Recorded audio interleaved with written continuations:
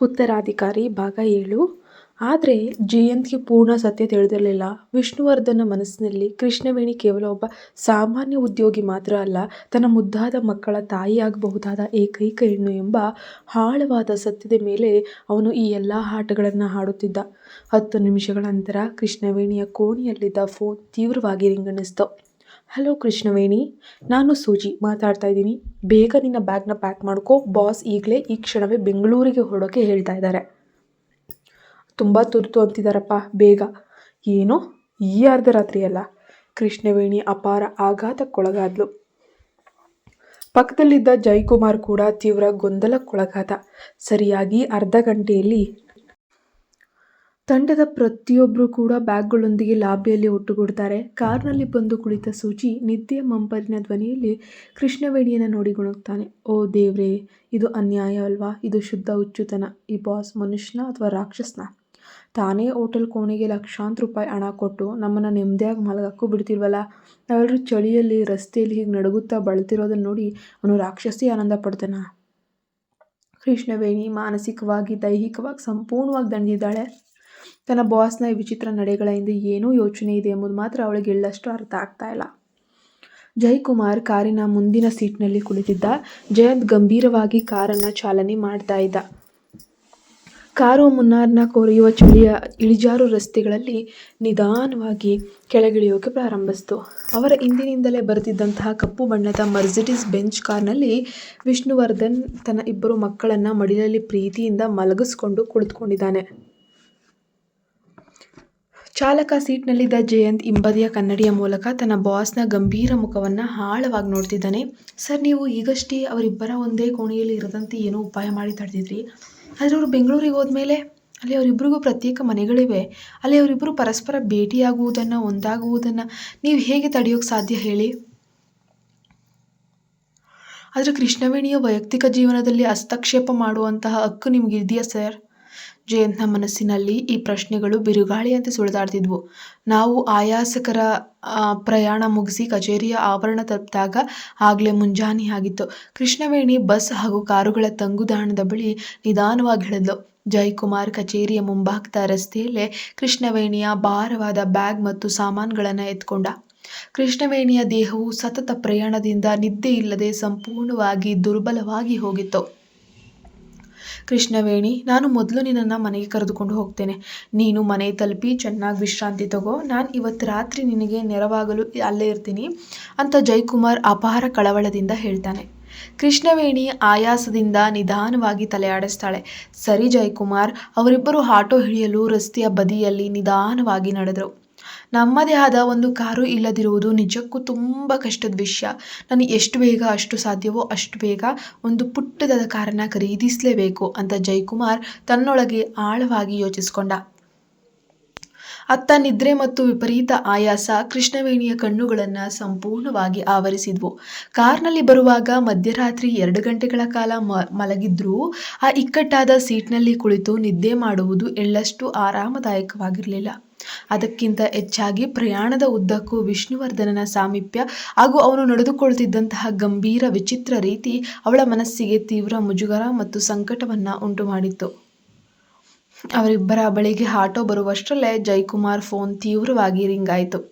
ಕರೆ ಮಾಡುತ್ತಿದ್ದದ್ದು ಅವರ team leader Arun. ಇರಿ ಸರ್, ನಾನು ಈಗಲೇ ಬರ್ತಾ ಇದ್ದೀನಿ ಅಂತ ಫೋನ್ನಲ್ಲಿ ಮಾತನ್ನು ಪ್ರಾರಂಭಿಸ್ತಿದ್ದ ಹಾಗೆ ಜಯಕುಮಾರ್ ಮುಖ ಸಂಪೂರ್ಣವಾಗಿ ಬದಲಾಗುವುದನ್ನು ಕೃಷ್ಣವೇಣಿ ತಕ್ಷಣವೇ ಗಮನಿಸ್ತಾಳೆ. ಸರಿ ಸರ್, ಖಂಡಿತ ಸರ್, ನಾನು ಈ ಕ್ಷಣವೇ ಆಫೀಸಿಗೆ ತಲುಪ್ತೀನಿ. ಅವನು ತಕ್ಷಣವೇ ಫೋನ್ ಕಟ್ ಮಾಡಿದ್ದ. ಏನು ಜಯಕುಮಾರ್, ಏನಾದರೂ ದೊಡ್ಡ ಸಮಸ್ಯೆ ಇದೆ? ಏನು ಕತೆ? ಕೃಷ್ಣವೇಣಿ ಕಳವಳದಿಂದ ಕೇಳಿದ್ಲು. ಹೌದು ಕೃಷ್ಣವೇಣಿ, ಅರುಣ್ ಸರ್ ಕರೆ ಮಾಡ್ತಿದ್ದಾರೆ. ತಂಡದ ಪ್ರತಿಯೊಬ್ಬರೂ ಮಧ್ಯಾಹ್ನದೊಳಗೆ ಜನರಲ್ ಸಭೆಗೆ ಹಾಜರಾಗಬೇಕಂತೆ. ನಾವು ನಿನ್ನೆ ರಾತ್ರಿಯ ಪ್ರಯಾಣ ಬೆಳೆಸಿ ಬಂದಿರೋದ್ರಿಂದ ಯೋಜನೆಯ ಕೆಲಸಗಳ ಬಗ್ಗೆ ಚರ್ಚಿಸಿ ಮುಂದಿನ ಹಂತದ ನಿರ್ಧಾರಗಳನ್ನು ಈಗಿನಿಂದಲೇ ತೆಗೆದುಕೊಳ್ಬೇಕಂತೆ ಅಂತ ಜಯಕುಮಾರ್ ತಲೆನೋವಿನಿಂದ ಹಣೆಯನ್ನು ಬಲವಾಗಿ ಸವರಿಕೊಳ್ಳುತ್ತಾ ಹೇಳಿದ. ಈ ಕಂಪನಿಯ ಜನರಿಗೆ ಉದ್ಯೋಗಿಗಳ ಬಗ್ಗೆ ಹೇಳಷ್ಟು ಕರುಣೆ ಇಲ್ಲವಲ್ಲ. ಆಗಲೇ ಜಯಕುಮಾರ್ ಆನ್ಲೈನ್ನಲ್ಲಿ ಬುಕ್ ಮಾಡಿದ್ದಂತಹ ಟ್ಯಾಕ್ಸಿ ಕಾರು ಅಲ್ಲಿಗೆ ಬಂದು ನಿಂತಿತ್ತು. ಕೃಷ್ಣವೇಣಿ ಅವನ ಕೈಯಲ್ಲಿದ್ದಂತಹ ಸಾಮಾನುಗಳನ್ನು ತಾನೇ ತೆಗೆದುಕೊಳ್ತಾಳೆ. ಪರವಾಗಿಲ್ಲ ಜಯಕುಮಾರ್, ಕೆಲಸ ಅತ್ಯಂತ ಮುಖ್ಯ. ನೀನು ಆಫೀಸಿಗೆ ಹೋಗಿ ಬಾ, ನಾನು ಮನೆಗೆ ಒಬ್ಬಂಟಿಯಾಗಿಯೇ ಹೋಗ್ತೇನೆ. ಜಯಕುಮಾರ್ಗೆ ತನ್ನ ಪ್ರಿಯತಮಿಯನ್ನ ಈ ಸ್ಥಿತಿಯಲ್ಲಿ ಬಿಟ್ಟು ಹೋಗಲು ತೀವ್ರ ತಪ್ಪಿತಸ್ಥ ಭಾವನೆ ಆವರಿಸಿತ್ತು. ಇಷ್ಟೊಂದು ಆಯಾಸಕರ ವ್ಯಾಪಾರ ಪ್ರವಾಸದ ನಂತರ, ಅದು ಮಧ್ಯರಾತ್ರಿಯ ಪ್ರಯಾಣ ಮುಗಿಸಿ ಬಂದಾಗ, ತನ್ನ ಗೆಳತಿಯನ್ನ ಸುರಕ್ಷಿತವಾಗಿ ಮನೆಯಲ್ಲಿ ಬಿಡಲು ಸಾಧ್ಯವಾಗ್ತಿವಲ್ಲ ಎಂಬ ತೀವ್ರ ವಿಷಾದ ಅವನನ್ನು ಆವರಿಸಿತ್ತು. ಆದರೆ ಅವನಿಗೆ ಕಂಪನಿಯ ಕೆಲಸವನ್ನ ನಿರ್ಲಕ್ಷಿಸೋಕೆ ಸಾಧ್ಯವಿರಲಿಲ್ಲ. ಕ್ಷಮಿಸು ಕೃಷ್ಣವೇಣಿ, ನಾನು ಸಂಜೆ ಖಂಡಿತ ನಿನಗೆ ಫೋನ್ ಮಾಡ್ತೀನಿ ಅಂತ ಅವನು ಅವಳ ಕೆನ್ನೆಯನ್ನ ಮೃದುವಾಗಿ ತಟ್ಟಿ ವಿದಾಯವನ್ನ ಹೇಳಿ ಕಚೇರಿಯತ್ತ ಧಾವಿಸ್ತಾನೆ. ಟ್ಯಾಕ್ಸಿ ಹೇರಿ ಕುಳಿತ ಕೃಷ್ಣವೇಣಿ ನಿಧಾನವಾಗಿ ಕಣ್ಮುಚ್ಚಿ ಗಾಢ ನಿದ್ರೆಗೆ ಜಾರ್ತಾಳೆ. ಕಾರಿನ ಹೇಸಿಯಿಂದ ಬರುತ್ತಿದ್ದಂತಹ ತಣ್ಣನೆಯ ಗಾಳಿ ಅವಳಿಗೆ ಮೂಗು ಕಟ್ಟುವಂತೆ ಮಾಡಿ ಆರೋಗ್ಯವನ್ನ ಇನ್ನಷ್ಟು ಹದಗೆಡಿಸುತ್ತೆ. ಮೇಡಮ್, ನಿಮ್ಮ ಫ್ಲ್ಯಾಟ್ ಬಂದಿದೆ, ಡ್ರೈವರ್ ಕರೆದು ಹೇಳಿದ ಮೇಲಷ್ಟೇ ಅವಳು ಎಚ್ಚರಗೊಂಡ್ಳು. ಅವಳು ಟ್ಯಾಕ್ಸಿಯಿಂದ ಕೆಳಗಿಳಿತಾಳೆ. ಮುಂಜಾನೆಯ ಆ ಕೊರೆಯುವ ತಣ್ಣನೆಯ ಗಾಳಿ ಅವಳಿಗೆ ಎಳ್ಳಷ್ಟು ಹಿಡಿಸಲಿಲ್ಲ. ಬ್ಯಾಗ್ ಹಿಡಿದು ಲಿಫ್ಟ್ ಹತ್ತುತ್ತಿದ್ದಂತೆ ಅವಳಿಗೆ ಜೋರಾಗಿ ಸೀನ್ ಬರುತ್ತೆ. ಅವಳು ಆಯಾಸದಿಂದ ತನ್ನ ಫ್ಲ್ಯಾಟ್ನ ಕೋಣೆಗೆ ಹೆಜ್ಜೆ ಇಡ್ತಾಳೆ. ತಕ್ಷಣವೇ ಬಿಸಿ ನೀರಿನ ಸ್ನಾನ ಮಾಡಿದ್ರೂ ಅವಳ ದೇಹದ ಆಯಾಸ ಮಾತ್ರ ಎಳ್ಳಷ್ಟು ಕಡಿಮೆಯಾಗಲಿಲ್ಲ. ಅವಳ ತಲೆಯಲ್ಲಿ ಯಾರೋ ಬಲವಾದ ಸುತ್ತಿಗೆಯಿಂದ ಹೊಡೆದ ಹಾಗೆ ಅಸಹ್ಯಕರ ನೋವು ಶುರುವಾಗುತ್ತೆ. ಇಡೀ ದೇಹ ತೀವ್ರ ಶಾಖದಿಂದ ಕುದಿತಾ ಇತ್ತು. ನೋಡ್ತಿದ್ದ ಹಾಗೆ ಅವಳಿಗೆ ಚಳಿ ಜ್ವರ ಬರೋಕೆ ಪ್ರಾರಂಭಿಸ್ತು. ಅವಳು ಮನೆಯಲ್ಲಿದ್ದ ಔಷಧಿಯ ಬಾಕ್ಸನ್ನು ತೆರೆದು ಪ್ಯಾರಾಸಿಟಮಾಲ್ ಅನ್ನು ಹುಡುಕ್ತಾಳೆ. ಆದರೆ ಮಾತ್ರೆಗಳ ಕವರ್ ಸಂಪೂರ್ಣ ಖಾಲಿ. ಛೆ ಅಂತ ನರಳುತ್ತಾ ಗೊಣಗಿದ್ದ ಕೃಷ್ಣವೇಣಿ ಒಂದು ಲೋಟ ಬಿಸಿ ನೀರನ್ನ ಕುಡಿದು ಸೋಫಾದ ಮೇಲೆ ಮುದುಡಿಕೊಂಡು ಸುರುಳಿಯಾಗಿ ಮಲಗ್ತಾಳೆ. ಜಯಕುಮಾರ್ಗೆ ಫೋನ್ ಮಾಡಿ ಸ್ಥಿತಿ ಹೇಳೋಣ ಅಂತ ಒಮ್ಮೆ ಫೋನ್ ಎತ್ಕೊಂಡ್ಲು. ಆದರೆ ಅವನು ಕಚೇರಿಯ ಪ್ರಮುಖ ಸಭೆಯಲ್ಲಿ ನಿರತನಾಗಿದ್ದಾನೆ ಅಂತ ಭಾವಿಸಿ ಅವನಿಗೆ ತೊಂದರೆ ಕೊಡುವುದು ಬೇಡ ಅಂತ ಫೋನನ್ನು ಪಕ್ಕಕ್ಕಿಡ್ತಾಳೆ. ಮಧ್ಯಾಹ್ನ ಸರಿಯಾಗಿ 12 ಗಂಟೆ. ಕೃಷ್ಣವೇಣಿಯ ಫ್ಲ್ಯಾಟ್ನ ಕಾಲಿಂಗ್ ಬೆಲ್ ತೀವ್ರವಾಗಿ ಬಾರಿಸ್ತಿತ್ತು. ಜ್ವರದ ಮಂಪರ್ನಲ್ಲಿದ್ದಂತಹ ಕೃಷ್ಣವೇಣಿ ಗಾಬರಿಯಿಂದ ಎಚ್ಚರಗೊಂಡು ಎದ್ಲು. ಇಂಟರ್ಕಾಮ್ ಮೂಲಕ ಆತಂಕದಿಂದಲೇ ಕೇಳಿದ್ಲೋ ಯಾರದೋ. ಯಾಕಂದರೆ ನಿಶಾ ಮತ್ತು ಜಯಂತ್ ಹೊರತುಪಡಿಸಿ ಆ ನಗರದಲ್ಲಿ ಯಾರಿಗೂ ಅವಳ ಬಾಡಿಗೆ ಫ್ಲ್ಯಾಟ್ನ ವಿಳಾಸ ತಿಳಿದಿರಲಿಲ್ಲ. ಮೇಡಮ್, ನಾವು ಹತ್ತಿರದ ಲಕ್ಷ್ಮಿ ಆಸ್ಪತ್ರೆಯಿಂದ ಬರ್ತಾ ಇದ್ದೇವೆ. ನಿಮಗಾಗಿ home care medical package book ಮಾಡಲಾಗಿದೆ. ನಾವು ನಿಮ್ಮನ್ನು ಪರೀಕ್ಷಿಸಿ ಅಗತ್ಯವಿರುವ IV ಡ್ರಿಪ್ಸನ್ನು ಹಾಕಬೇಕು ಅಂತ ಒಬ್ಬ ಅನುಭವಸ್ಥ ನರ್ಸ್ ಹೊರಗೆ ನಿಂತು ಹೇಳಿದ್ಲು. ಕೃಷ್ಣವೇಣಿ ಅಚ್ಚರಿಯಿಂದ ಬಾಗ್ಲು ತೆರೆದ್ಲು. ನಿಮ್ಮನ್ನ ಇಲ್ಲಿಗೆ ಬುಕ್ ಮಾಡಿದವ್ರು ಯಾರು? ಅವರ ಹೆಸರನ್ನ ಹೇಳಬೇಡಿ ಎಂದು ನಮಗೆ ಸ್ಪಷ್ಟವಾಗಿ ಸೂಚಿಸಿದ್ದಾರೆ ಮೇಡಮ್. ಒಬ್ಬ ಗೌರವಾನ್ವಿತ ವ್ಯಕ್ತಿ ಕರೆ ಮಾಡಿ ನಿಮಗೆ ತೀವ್ರ ಜ್ವರವಿದೆ, ತಕ್ಷಣವೇ ಚಿಕಿತ್ಸೆ ನೀಡಿ ಅಂತ ಹೇಳಿದ್ರು ಅಂತ ಹೇಳ್ತಾಳೆ ನರ್ಸ್. ಆ ಮಾತನ್ನ ಕೇಳ್ತಾ ಇದ್ದ ಹಾಗೆ ಕೃಷ್ಣವೇಣಿಯ ಬಾಡಿದ ಮುಖದಲ್ಲಿ ಮುಗ್ಧ ನಗು ಹರಡಿತ್ತು. ಜಯಕುಮಾರ್, ಅವನು ತನ್ನ ಬಗ್ಗೆ ಇಷ್ಟೊಂದು ಪ್ರೀತಿಯಿಂದ ಯೋಚಿಸಿದ್ದಾನೆಂದು ಭಾವಿಸಿದಾಗ ಅವಳಿಗೆ ಅವನ ಮೇಲೆ ಅಪಾರವಾದ ಹೆಮ್ಮೆ ಮತ್ತು ಪ್ರೀತಿ ಮೂಡುತ್ತೆ. ನರ್ಸ್ ಒಳಗೆ ಬಂದು ಅವಳ ರಕ್ತದೊತ್ತಡ, ಜ್ವರವನ್ನು ಪರೀಕ್ಷಿಸಿ ಇಂಜೆಕ್ಷನ್ ಅನ್ನು ನೀಡಿ IV ಡ್ರಿಪ್ಸ್ ಅನ್ನು ಹಾಕಿ ಹೋಗ್ತಾಳೆ. ನರ್ಸ್ ಹೊರಟು ಹೋದ ಕೆಲವೇ ನಿಮಿಷಗಳಲ್ಲಿ ಮತ್ತೆ ಬಾಗಿಲಿನ ಗಂಟೆ ಬಾರಿಸುತ್ತೆ. ಈ ಬಾರಿ ಹೊರಗೆ ಒಬ್ಬ ಡೆಲಿವರಿ ಬಾಯ್ ಕೈಯಲ್ಲಿ ಐಷಾರಾಮಿ ಬ್ರ್ಯಾಂಡೆಡ್ ದೊಡ್ಡ ಬುಟ್ಟಿ ಆಹಾರವನ್ನು ಹೊತ್ಕೊಂಡು ನಿಂತಿದ್ದ. ಮೇಡಮ್, ನಿಮ್ಮ ಸ್ಪೆಷಲ್ ಡಯಟ್ ಊಟ. ಕೃಷ್ಣವೇಣಿ ಅದನ್ನು ಸ್ವೀಕರಿಸಿ ತೆರೆದು ನೋಡ್ತಾಳೆ. ಅವಳಿಗೆ ತೀವ್ರವಾದ ಆಶ್ಚರ್ಯ ಕಾದಿತ್ತು. ಅದು ಯಾವುದೇ ಸಾಮಾನ್ಯ ಹೋಟೆಲ್ನ ಆಹಾರ ಆಗಿರಲಿಲ್ಲ. ಬದಲಿಗೆ ನಗರದ ಅತ್ಯಂತ ಐಷಾರಾಮಿ 5 ಸ್ಟಾರ್ ಗ್ರ್ಯಾಂಡ್ ಹಯಾತ್ ಹೋಟೆಲ್ನ ರಾಯಲ್ ಪಾತ್ರೆಗಳಲ್ಲಿದ್ದಂಥ ಆಹಾರ. ಬಿಸಿ ಬಿಸಿಯಾದ ಚಿಕನ್ ಸೂಪ್, ಆವಿಯಲ್ಲಿ ಹದವಾಗಿ ಬೇಯಿಸಿದ ತರಕಾರಿಗಳು, ತಾಜಾ ಹಣ್ಣುಗಳು ಮತ್ತು ಅವಳಿಗೆ ಅತ್ಯಂತ ಪ್ರಿಯವಾದ ಮೈಸೂರು ಬೇಳೆ ಕರಿ. ಅತ್ಯಂತ ಕಡಿಮೆ ಉಪ್ಪು ಮತ್ತು ಖಾರ ಬಳಸಿ ಒಬ್ಬ ಅನಾರೋಗ್ಯ ಪೀಡಿತ ರೋಗಿಗೆ ಸಂಪೂರ್ಣ ಸೂಕ್ತವಾಗುವಂತಹ ಅತ್ಯಂತ ರುಚಿಕರವಾದ ಹದವಾಗಿ ಅದನ್ನು ತಯಾರಿಸಲಾಗಿತ್ತು. ಜಯಕುಮಾರ್, ಕೃಷ್ಣವೇಣಿಯ ಕಣ್ಣುಗಳು ಆನಂದದಿಂದ ಅರಳಿದ್ವು. ಒಬ್ಬ ಸರಳ ಉದ್ಯೋಗಿಯಾದ ಜಯಕುಮಾರ್ 5 ನಕ್ಷತ್ರಗಳ ಹೋಟೆಲ್ನಿಂದ ತನಗಾಗಿ ಇಷ್ಟೊಂದು ಹಣ ವೆಚ್ಚ ಮಾಡಿ ಊಟ ತರಿಸಿದ್ದನಲ್ವಾ. ಅವಳಿಗೆ ಅವನ ಕಾಳಜಿಯ ಮೇಲೆ ಅಪಾರ ಪ್ರೀತಿ ಹುಟ್ಟಿತ್ತು. ಊಟ ಮುಗಿಸಿ ದೇಹದಲ್ಲಿ ಸ್ವಲ್ಪ ಶಕ್ತಿ ಮರಳಿ ಬಂದ ನಂತರ ಅವಳು ತಕ್ಷಣವೇ ಜಯಕುಮಾರ್ಗೆ ವಾಟ್ಸಪ್ನಲ್ಲಿ ಸಂದೇಶವನ್ನು ಕಳಿಸ್ಕೊಡ್ತಾಳೆ. ತುಂಬ ಧನ್ಯವಾದಗಳು ಜಯಕುಮಾರ್, ಊಟ ನಿಜಕ್ಕೂ ಅತ್ಯದ್ಭುತವಾಗಿತ್ತು. ನರ್ಸ್ ಕಳಿಸಿ ನನ್ನ ಆರೋಗ್ಯ ನೋಡಿಕೊಂಡಿದ್ದಕ್ಕೆ ತುಂಬ ತುಂಬ ತುಂಬ ಥ್ಯಾಂಕ್ಸ್. ಆದರೆ ಕಳಿಸಿದ ತಕ್ಷಣವೇ ಜಯಕುಮಾರ್ನಿಂದ ಪ್ರತ್ಯುತ್ತರ ಬಂದಿತ್ತು. ಏನಿದು ಕೃಷ್ಣವೇಣಿ, ನನಗೇನು ಗೊತ್ತಾಗ್ತಾ ಇಲ್ಲ, ಏನು ಹೇಳ್ತಿದ್ಯಾ ನೀನು? ಕೃಷ್ಣವೇಣಿ ಗೊಂದಲಕ್ಕೊಳಗಾದ್ಲು. ಈ ವ್ಯಕ್ತಿ ಯಾಕೆ ಹಿಂಗಾಡ್ತಿದ್ದಾನೆ ಅಂತ ಯೋಚಿಸ್ತಾ ಅವಳು ತಕ್ಷಣವೇ ಅವನಿಗೆ ಕರೆಯನ್ನು ಮಾಡ್ತಾಳೆ. ಹೇಯ್ ಜೈಕುಮಾರ್, ಏನೋ ಯಾಕೆ ಸುಮ್ಮನೆ ಗೊತ್ತಿಲ್ದರ ಥರ ನಟಿಸ್ತಾ ಇದೆಯಾ? It's okay. ಅಪೌಷ್ಟಿಕ ಊಟ, ಅದಕ್ಕಿಂತ ಮುಂಚೆ ಬಂದಂತಹ ನಟ್ಸ್ ಎಲ್ಲವನ್ನ ನೀನೇ ಅಲ್ವಾ ಅರೇಂಜ್ ಮಾಡಿಸಿದ್ದು? ತುಂಬ ಚೆನ್ನಾಗಿತ್ತು. ಕರೆ ಸ್ವೀಕರಿಸಿದಂತಹ ಜೈಕುಮಾರ್ ಧ್ವನಿಯಲ್ಲಿ ತೀವ್ರ ಆಘಾತ, ಗೊಂದಲ, ಒಂದು ಸ್ಪಷ್ಟತೆ ಇಲ್ಲದೆ ಇರುವಂತಹ ಪ್ರಶ್ನೆಗಳು ಎದ್ದು ಕಾಣ್ತಾ ಇತ್ತು. ಏನು ಹೇಳ್ತಿದ್ಯಾ? ಯಾವ ಊಟ ಕೃಷ್ಣವೇಣಿ? ಯಾವ ನರ್ಸು? ನಾನು ಬೆಳಗ್ಗೆಯಿಂದ ಸತತ ಮೀಟಿಂಗ್ನಲ್ಲೇ ಇದ್ದೀನಿ. ನನಗೆ ಊಟ ಮಾಡೋಕ್ಕೂ ಕೂಡ ಟೈಮ್ ಇಲ್ಲ. ನೀನು ಕರೆ ಮಾಡಲು ಸಹ ನನಗೆ ಸಮಯನೂ ಸಿಗಲಿಲ್ಲ. ನೀನು ನಿಜವಾಗಿಯೂ ಏನಾಗಿದೆ ಕೃಷ್ಣವೇಣಿ? ಏನು ನಿನಗೆ ಅನಾರೋಗ್ಯ ಆಗಿದೆ ಅನಿಸುತ್ತೆ? ಜೈಕುಮಾರ್ ಫೋನ್ನಲ್ಲೇ ಆತಂಕದಿಂದ ಕೇಳಿದ ಮಾತು ಕೃಷ್ಣವೇಣಿಯ ಕೈಲಿದ್ದ ಫೋನ್ ಜಾರಿ ನೆಲಕ್ಕೆ ಪಟಾರನೆ ಬಿದ್ದಿತ್ತು. ಜೈಕುಮಾರ್ ಅಲ್ಲ ಅಂದರೆ ಮತ್ತೆ ಯಾರು? ನಿಶಾ. ಅವಳ ಬಳಿ ಅಷ್ಟೊಂದು ಹಣ ಅಂತೂ ಇಲ್ಲ. ಅವಳ ಪ್ರಸ್ತುತ ಗೋವಾದ ಪ್ರವಾಸದಲ್ಲಿದ್ದಾಳೆ. ಹಾಗಾದರೆ ಅವಳ ಆಲೋಚನೆಗಳು ತಕ್ಷಣವೇ ವಿಷ್ಣುವರ್ಧನ್ ಕಡೆಗೆ ಹೋದವು. ನಿನ್ನೆ ರಾತ್ರಿ ಆ ಹೋಟೆಲ್ನಲ್ಲಿ ನನಗೆ ತೀವ್ರ ಶೀತ ಹಿಡಿದಿರೋದು ಅವನಿಗೆ ತಿಳಿದಿರಬೇಕು. ಅವನು ಜಯಂತಿಗೆ ಅವಳನ್ನು ಚೆನ್ನಾಗಿ ನೋಡ್ಕೊಳ್ಳಿ ಅಂತ ರಹಸ್ಯವಾಗಿ ಹೇಳುವುದನ್ನು ಅವಳು ಕೇಳಿಸಿಕೊಂಡಿದ್ದ ನೆನಪು ಕೂಡ ಮನಸ್ಸಿನಲ್ಲಿ ಮಿನುಗ್ತಾ ಇತ್ತು. ಹಲೋ ಕೃಷ್ಣವೇಣಿ, ಜೈಕುಮಾರ್ ಕರೀತಿದ್ದ. ಅದೇನೂ ಇಲ್ಲ ಜೈಕುಮಾರ್, ನಿಶಾ ಆರ್ಡರ್ ಮಾಡಿರಬಹುದು ಅಂತ ಅಂದುಕೊಂಡೆ. ಸರಿ, ನಾನು ಆಮೇಲೆ ಮಾತಾಡ್ತೀನಿ ಅಂತ ಹೇಳಿ ಕೃಷ್ಣವೇಣಿ ಸುಳ್ಳು ಹೇಳಿ ತಕ್ಷಣವೇ ಆ ಫೋನನ್ನು ಕಟ್ ಮಾಡಿ ಪಕ್ಕಕ್ಕೆ ಎಸಿತಾಳೆ. ಆ ರಾತ್ರಿ ಪೂರ್ತಿ ಅವಳಿಗೆ ಎಳ್ಳಷ್ಟು ನಿದ್ದೆ ಕೂಡ ಬರಲಿಲ್ಲ. ವಿಷ್ಣುವರ್ಧನ ಈ ರಹಸ್ಯ ಕಾಳಜಿ ಇರ್ಬೋದು, ಅವನ ಮಾತು ಕತೆ, ಅವನು ಮಾಡ್ತಿರೋ ಕೆಲಸ ಅವಳನ್ನು ತೀವ್ರ ಗೊಂದಲಕ್ಕೀಡು ಮಾಡ್ತಾ ಇದೆ. ತನಗೆ ಕಠಿಣ ಬಾಸ್ನಂತೆ ಕಾಣುವ ಅವನು ತನ್ನ ಮೇಲೆ ಹೀಗೆ ಏಕಪಕ್ಷೀಯವಾಗಿ ನನಗೆ ಗೊತ್ತಾಗದೇ ಇರೋ ಥರ ಯಾಕೆ ಕಾಳಜಿ ತೋರಿಸ್ತಾ ಇದ್ದಾನೆ ಅಂತ. ಮರುದಿನ ಬೆಳಗ್ಗೆ ಕೃಷ್ಣವೇಣಿಯನ್ನು ಕಚೇರಿಗೆ ಕರೆದುಕೊಂಡು ಹೋಗೋಕ್ಕೆ ಜೈಕುಮಾರ್ ಕಾರ್ನಲ್ಲಿ ಬಂದ. ಕೃಷ್ಣವೇಣಿ ಇನ್ನೂ ಶೀತ ಮತ್ತು ನಿರಾಸತನದಿಂದ ಒದ್ದಾಡ್ತಾನೇ ಇದ್ಲು. ಕಾರ್ ಹತ್ತಾಳೆ. ಜೈಕುಮಾರ್ ಅವಳ ಮುಖ ನೋಡಿದ್ದ. ಓ, ನಿನಗಿನ್ನೂ ಹುಷಾರಿಲ್ವೇ? ಸೀಟ್ ಬೆಲ್ಟ್ ಹಾಕ್ಕೊಳ್ತಾ ಕೃಷ್ಣವೇಣಿ ಒಂದು ಕ್ಷಣ ಸ್ತಬ್ಧಳಾಗಿ ಹೋಗ್ತಾಳೆ. ನಿನ್ನೆಯ ಘಟನೆಯ ಬಗ್ಗೆ ಇವನಿಗೆ ಏನೂ ಅನ್ನಿಸ್ಲಿಲ್ವೇ? ಒಂದು ಪ್ರಶ್ನೆಯನ್ನು ಕೇಳಲಿಲ್ವೇ? ಮುನ್ನಾರ್ನ ಚಳಿಯಲ್ಲಿ ನೀನು ಹೆಚ್ಚು ಆಡಿದ್ರಿಂದಲೇ ಹೀಗಾಗಿದ್ದು. ಜೈಕುಮಾರ್ ಅವಳ ಹಣೆಯನ್ನು ಮೃದುವಾಗಿ ಮುಟ್ಟಿ ನೋಡ್ತಾ ಇದ್ದಾನೆ.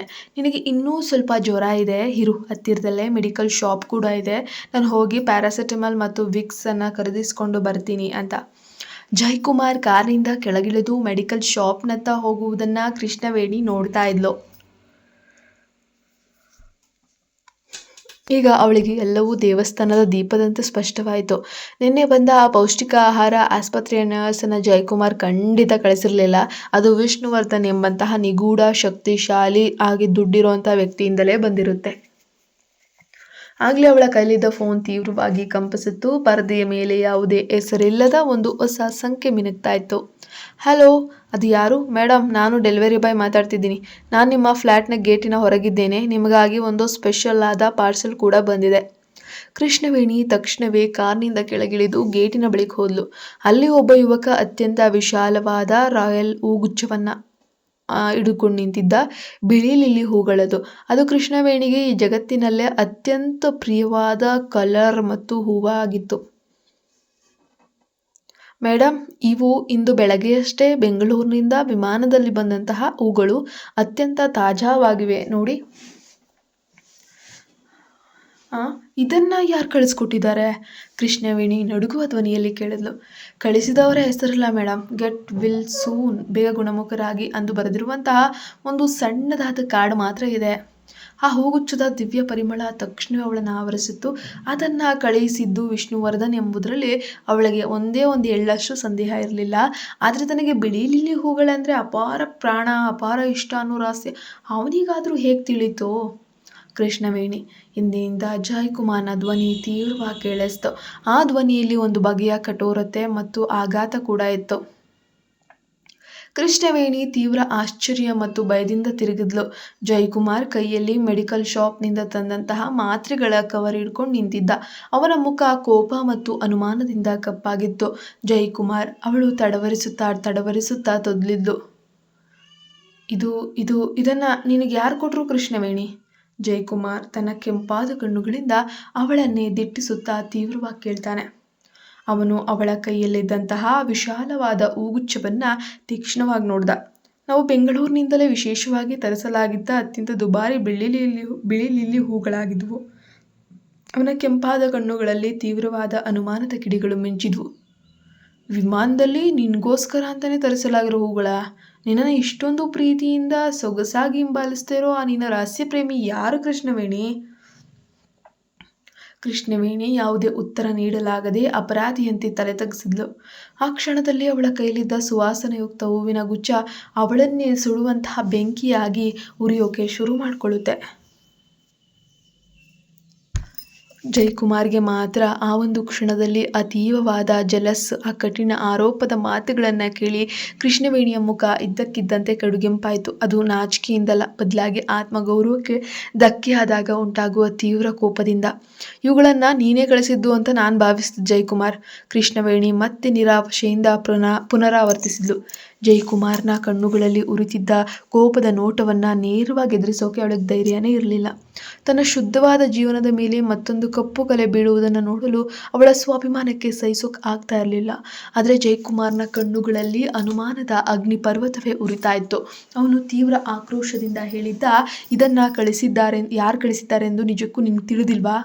ನೀನು ನನ್ನೊಂದಿಗೆ ತಮಾಷೆ ಮಾಡ್ತಿದ್ಯಾ ಅಥವಾ ನನ್ನನ್ನು ಮೂರ್ಖನಾಗಿ ಮಾಡೋಕ್ಕೆ ಪ್ರಯತ್ನ ಮಾಡ್ತಿದ್ಯಾ? ನಾವು ಈ ಪ್ರವಾಸದಿಂದ ನಗರಕ್ಕೆ ಹಿಂತಿರುಗಿ 1 ವಾರವೂ ಆಗಿಲ್ಲ. ಅಷ್ಟರಲ್ಲೇ ನಿನ್ನ ಜೀವನದಲ್ಲಿ ಹೊಸಬನೊಬ್ಬ ಬಂದ್ಬಿಟ್ಟಿದ್ದಾನಾ? ನನಗಿಂತ ಅದು ಕೇವಲ ಸಾಮಾನ್ಯ ಸ್ನೇಹವಾಗಿದ್ದರೆ ಯಾವ ರೀತಿಯ ಮೂರ್ಖನು ನಿನ್ನೊಬ್ಬಳಿಗೋಸ್ಕರ ಇಷ್ಟೊಂದು ಅಪಾರ ಹಣವನ್ನು, ಸಮಯವನ್ನು ಖರ್ಚು ಮಾಡಿ ಬೆಂಗಳೂರಿನಿಂದ ವಿಶೇಷವಾದ ಹೂಗುಚ್ಛವನ್ನು ತರಿಸ್ತಾನೆ ಹೇಳು? ಜಯಕುಮಾರ್ನ ಧ್ವನಿ ರಸ್ತೆಯಲ್ಲಿ ಗಟ್ಟಿಯಾಗಿ ಹೇರ್ತಾ ಇದೆ. ರಸ್ತೆಯಲ್ಲಿ ಓಡಾಡ್ತಾ ಇರುವಂತಹ ಜನರು ನಿಂತು ಅವರಿಬ್ಬರನ್ನೇ ಆಶ್ಚರ್ಯಚಕಿತರಾಗಿ ಗಮನಿಸೋಕೆ ಪ್ರಾರಂಭಿಸ್ತಾರೆ. ಹೇಳು ಹೇಳು ಕೃಷ್ಣವೇಣಿ, ನಿನ್ನನ್ನೇ ಕೇಳ್ತಾ ಇರೋದು. ಯಾರು ನಿನ್ನ ರಹಸ್ಯ ಅಭಿಮಾನಿ? ಜಯಕುಮಾರ್ ತನ್ನನ್ನು ಅಷ್ಟೊಂದು ಕೀಳಾಗಿ ಅನುಮಾನದಿಂದ ನೋಡ್ತಾ ಇರುವಂಥದ್ದನ್ನು ಕಂಡು ಕೃಷ್ಣವೇಣಿಗೆ ಹೃದಯ ಹೊಡೆದೇ ಹೋದಂತಾಯಿತು. ತಾನು ಯಾವುದೇ ತಪ್ಪನ್ನು ಮಾಡಿಲ್ಲ ಎಂಬುದು ಅವಳಿಗೆ 100ಕ್ಕೆ 100ರಷ್ಟು ಖಚಿತವಾಗಿ ಗೊತ್ತಿರುವಂಥದ್ದು. ಹಾಗೂ ಆ ಹೂಗಳನ್ನು ಕಳಿಸಿರುವಂಥದ್ದು ತನ್ನ ಬಾಸ್ ವಿಷ್ಣುವರ್ಧನ್ ಎಂಬ ಸ್ಪಷ್ಟ ಕಲ್ಪನೆ ಅವಳಿಗಿದ್ರೂ ಕೂಡ, ಆದರೆ ಪ್ರಸ್ತುತ ಸನ್ನಿವೇಶದಲ್ಲಿ ಅದನ್ನು ಜಯಕುಮಾರ್ಗೆ ಮುಕ್ತವಾಗಿ ಹೇಳೋಕ್ಕೆ ಸಾಧ್ಯವಾಗದ ಧರ್ಮ ಸಂಕಟದ ಪರಿಸ್ಥಿತಿಯಲ್ಲಿ ಅವಳು ಸಿಲುಕಿ ಬಿದ್ದಿದ್ದಾಳೆ. ನಾನು ಕೆಲಸಕ್ಕೆ ಹೋಗ್ತೇನೆ ಜಯಕುಮಾರ್, ನಿನಗೆ ಏನು ಅನಿಸ್ತದೋ ಅದನ್ನೇ ನಂಬ್ಕೊ. ಕೊನೆಗೆ ಕೃಷ್ಣವೇಣಿ ಅತ್ಯಂತ ಶಾಂತ ಆದರೆ ದೃಢವಾದ ಧ್ವನಿಯಲ್ಲಿ ಅವನಿಗೆ ಹೇಳಿದ್ಲು. ಅವಳು ತಕ್ಷಣವೇ ತಿರುಗಿ ನನ್ನ ಕೈಯಲ್ಲಿದ್ದ ಆ ದುಬಾರಿ ಬಿಳಿ ಲಿಲ್ಲಿ ಹೂಗುಚ್ಛವನ್ನು ಹತ್ತಿರದಲ್ಲಿದ್ದ ಕಸದ ಬುಟ್ಟಿಗೆ ಬಿಸಾಡಿದ್ಲು. ನಂತರ ಹಿಂತಿರುಗಿ ನೋಡದೆ ಕಚೇರಿಯತ್ತ ವೇಗವಾಗಿ ಹೊರಟು ಹೋದ್ಲು. ಜಯಕುಮಾರ್ ರಸ್ತೆಯ ಇನ್ನೊಂದು ಬದಿಯಲ್ಲಿ ನಿಂತು ಸದ್ದಿಲ್ಲದೆ ನಡೀತಿದ್ದ ಕೃಷ್ಣವೇಣಿಯನ್ನೇ ತೀಕ್ಷ್ಣವಾಗಿ ನೋಡ್ತಿದ್ದ. ಅವನಿಗೆ ತಿಳಿಯದಂತೆ ಅವನ ಕೈ ಬೆರಳುಗಳು ಬಿಗಿಯಾದ ಮುಷ್ಟಿಯಾಗಿ ಮಾರ್ಪಟ್ವು. ಅವಳು ಮೆಟ್ರೋ ನಿಲ್ದಾಣದ ಕಡೆಗೆ ನಡೆದು ಅವನ ದೃಷ್ಟಿಯಿಂದ ಕಣ್ಮರೆಯಾದ್ಲು. ಜಯಕುಮಾರ್ ಇನ್ನೂ ರಸ್ತೆ ಬದಿಯಲ್ಲೇ ನಿಂತಿದ್ದ. ಅವನ ಎದೆಯೊಳಗೆ ಕೋಪದ ಬೆಂಕಿಯ ಉಂಡೆಯಂತೆ ರೂಪುಗೊಳ್ಳುತ್ತಿರುವಂತೆ ಭಾಸವಾಯಿತು. ತೀವ್ರ ಆಕ್ರೋಶದಿಂದ ಅವನು ಪಕ್ಕದಲ್ಲಿದ್ದಂತಹ ವಿದ್ಯುತ್ ಕಂಬದ ಮೇಲೆ ಬಲವಾಗಿ ಗುದ್ದುತ್ತಾನೆ. ಅವನ ಕೈ ತೀವ್ರವಾಗಿ ನೋಯ್ತಿತ್ತು. ಅವನೊಳಗಿದ್ದ ಅನುಮಾನದ ಕೋಪ ತಣಿಲಿಲ್ಲ. ನಾನು ಅವಳನ್ನು ನನ್ನ ಹೆಂಡತಿಯನ್ನಾಗಿ ಮಾಡಿಕೊಂಡು ನನ್ನ ಯಂತ್ರನಾಗಿ ತಗೊಂಡಾಗ ಮಾತ್ರ ನನಗೂ ನನ್ನ ಮನಸ್ಸಿಗೂ ಶಾಂತಿ ಸಿಗೋದು ಅಂತ ಅವನು ತನ್ನೊಳಗೆ ಭಾವಿಸೋಕೆ ಶುರು ಮಾಡ್ಕೊಳ್ತಾನೆ. ಕತೆ ಮುಂದುವರಿಯುತ್ತೆ. ಪ್ಲೀಸ್ ನಮ್ಮ ಚಾನಲ್ಗೆ ಸಬ್ಸ್ಕ್ರೈಬ್